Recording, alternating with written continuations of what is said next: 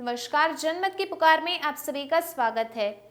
दिल्ली के सुल्तानपुरी थाना इलाके में हुई हत्याकांड की घटना के बाद भाजपा दिल्ली प्रदेश अध्यक्ष आदेश गुप्ता मृतक के परिवार से मिलने पहुंचे।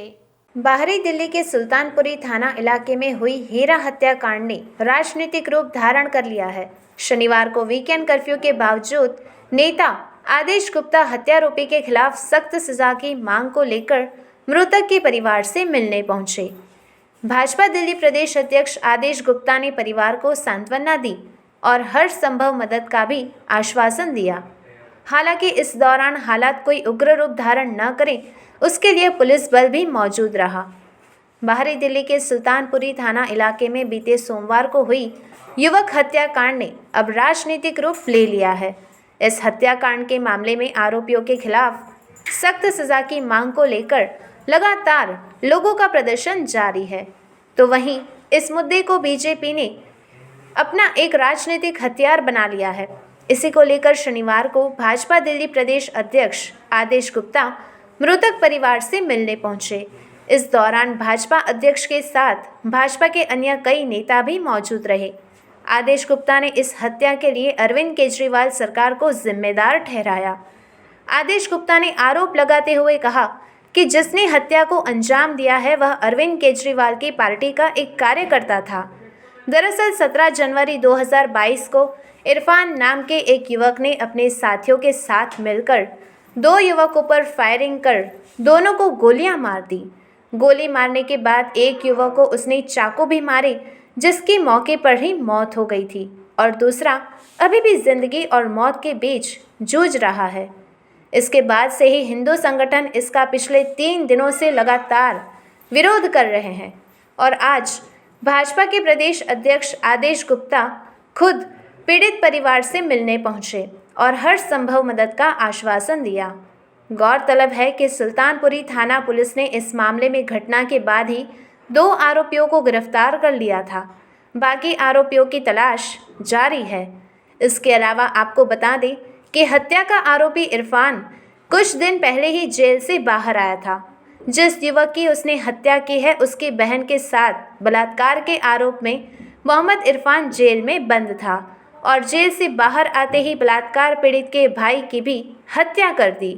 इसके बाद से ही हिंदू संगठनों और भाजपा में रोष है और इसी को लेकर ऐसे दरिंदों के खिलाफ फांसी की सजा की मांग करते हुए बाहरी दिल्ली के सुल्तानपुरी थाना इलाके में हुई हीरा हत्याकांड ने राजनीतिक रूप धारण कर लिया है। शनिवार को वीकेंड कर्फ्यू के बावजूद नेता आदेश गुप्ता हत्यारोपी के खिलाफ सख्त सजा की मांग को लेकर मृतक के परिवार से मिलने पहुंचे। भाजपा दिल्ली प्रदेश अध्यक्ष आदेश गुप्ता ने परिवार को सांत्वना दी और हर संभव मदद का भी आश्वासन दिया। हालांकि इस दौरान हालात कोई उग्र रूप धारण न करें, उसके लिए पुलिस बल भी मौजूद रहा। बाहरी दिल्ली के सुल्तानपुरी थाना इलाके में बीते सोमवार को हुई युवक हत्याकांड ने अब राजनीतिक रूप ले लिया है। इस हत्याकांड के मामले में आरोपियों के खिलाफ सख्त सजा की मांग को लेकर लगातार लोगों का प्रदर्शन जारी है। तो वहीं इस मुद्दे को बीजेपी ने अपना एक राजनीतिक हथियार बना लिया है। इसी को लेकर शनिवार को भाजपा दिल्ली प्रदेश अध्यक्ष आदेश गुप्ता मृतक परिवार से मिलने पहुंचे। इस दौरान भाजपा अध्यक्ष के साथ भाजपा के अन्य कई नेता भी मौजूद रहे। आदेश गुप्ता ने इस हत्या के लिए अरविंद केजरीवाल सरकार को जिम्मेदार ठहराया। आदेश गुप्ता ने आरोप लगाते हुए कहा कि जिसने हत्या को अंजाम दिया है वह अरविंद केजरीवाल की पार्टी का एक कार्यकर्ता था। दरअसल 17 जनवरी 2022 को इरफान नाम के एक युवक ने अपने साथियों के साथ मिलकर 2 युवकों पर फायरिंग कर दोनों को गोलियां मार दी। गोली मारने के बाद एक युवक को उसने चाकू भी मारे, जिसकी मौके पर ही मौत हो गई थी, और दूसरा अभी भी जिंदगी और मौत के बीच जूझ रहा है। इसके बाद से ही हिंदू संगठन इसका पिछले 3 दिनों से लगातार विरोध कर रहे हैं और आज भाजपा के प्रदेश अध्यक्ष आदेश गुप्ता खुद पीड़ित परिवार से मिलने पहुंचे और हर संभव मदद का आश्वासन दिया। गौरतलब है कि सुल्तानपुरी थाना पुलिस ने इस मामले में घटना के बाद ही 2 आरोपियों को गिरफ्तार कर लिया था। बाकी आरोपियों की तलाश जारी है। इसके अलावा आपको बता दें कि हत्या का आरोपी इरफान कुछ दिन पहले ही जेल से बाहर आया था। जिस युवक की उसने हत्या की है, उसकी बहन के साथ बलात्कार के आरोप में मोहम्मद इरफान जेल में बंद था और जेल से बाहर आते ही बलात्कार पीड़ित के भाई की भी हत्या कर दी। इसके बाद से ही हिंदू संगठनों और भाजपा में रोष है और इसी को लेकर ऐसे दरिंदों के खिलाफ फांसी की सजा की मांग करते हुए ये हत्या हुई है, जिस तरह से जघन्य हत्या की गई है वो बहुत निंदनीय है। और परिजनों से आज मैं मिला हूँ जो उनके साथ संवेदनाएं व्यक्त की हैं। भारतीय जनता पार्टी आज के परिवार के साथ खड़े, उनके 3 बच्चे हैं, छोटी छोटी बेटियां हैं, उनकी चिंता करते हुए उनकी माताजी से हम मिले हैं और हमारे कार्यकर्ता पिछले दिनों से, जब से की हत्या हुई है तब से उनसे लगातार संपर्क में है। और आज मुझे यहाँ आने के लिए इसलिए भी मजबूर होना पड़ा, भारतीय जनता पार्टी के कार्यकर्ता हैं, लगातार यहाँ उनसे मिल रहे हैं। जिस तरह से दिल्ली में यहाँ सुल्तानपुरी के अंदर जो आम आदमी पार्टी के आतंक है, उस आतंक के कारण हत्या की गई है। ये जिसने हत्या की है वो कोई और नहीं, वो अरविंद केजरीवाल का सिपाही था, वो आम आदमी पार्टी का कार्यकर्ता था। और जिस तरह से यहाँ के गली के लोगों ने बताया कि उसने पार्क पर कब्जा किया था, वो शराब बांटने में आरोपी था, वो यहाँ पर गुंडागर्दी करता था क्योंकि उसे आम आदमी पार्टी का लाइसेंस मिला हुआ था। और ऐसे आम आदमी पार्टी के जो इरफान, जिन्होंने गुंडों के साथ आकर, अपने साथियों के साथ आकर हत्या की है, उनकी बहन के साथ जो दुर्व्यवहार, रैप किया है, और उसके साथ साथ जो नर्सिंग को जिनको गोली लगी है और वो आज जीवन और मृत्यु से जूझ रहे हैं, उनके परिवार के साथ भी भारतीय जनता पार्टी संवेदना रखती है। और हमने ये कहा है कि नर्सिंग का इलाज पूरी तरह से, चाहे उसमें कितना भी पैसा खर्च हो, भारतीय जनता पार्टी और बहन करेगी, उसको खर्चा उठाएगी। परिवार के साथ, नर्सिंग के परिवार के साथ आज भारतीय जनता पार्टी खड़ी है। और हम दिल्ली पुलिस से भी मांग करते हैं कि जो हत्यारे हैं जिनको गिरफ्तार किया, और जो लोग उसके समर्थन में जो वहाँ पर टोपियां पहनकर और डंडे लेकर आए थे, उनको भी गिरफ्तार करना चाहिए। वो भी आम आदमी पार्टी के लोग थे। इस तरह का जो नंगा नाच गुंडागर्दी का खेला गया है, ये कतई भी बर्दाश्त नहीं किया जाएगा। भारतीय जनता पार्टी ऐसी गुंडागर्दी के खिलाफ है और ऐसे कांड के खिलाफ है, और हम पीड़ित परिवार के साथ खड़े हैं। घोषित कर दिया है कि जिंदगी भर काम नहीं कर पाएगा और टोटल बेड रेस्ट पे ही रहेगा। तो क्या भविष्य में भारतीय जनता पार्टी इस नर्सिंग के परिवार के लिए कुछ सोचेगी?